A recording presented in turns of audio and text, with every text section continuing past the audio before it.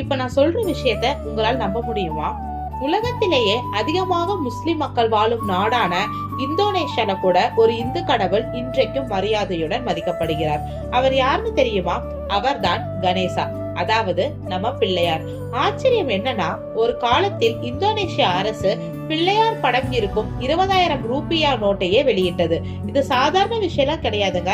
ஏன்னா இந்தோனேஷியாவின் வரலாறு ஒரு காலத்தில் இந்திய கலாச்சாரத்தோடு மிகவும் ஆழமாக இணைந்திருந்தது.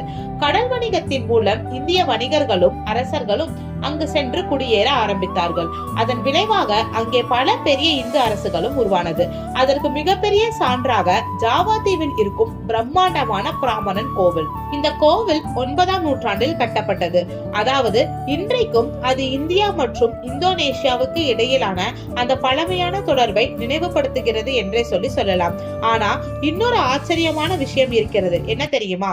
ஜாவாவில் இருக்கும் மவுண்ட் புரோமோ என்ற ஆக்டிவ் எரிமலையின் அருகில் வாழும் மக்கள் ஒரு பழமையான கணேஷ் சிலையை அந்த எரிமலையிலிருந்து அவர்களை பாதுகாக்கிறது என்று நம்புகிறார்கள். இதிலிருந்து நமக்கு புரியக்கூடிய ஒரு முக்கியமான உண்மை என்ன தெரியுமா?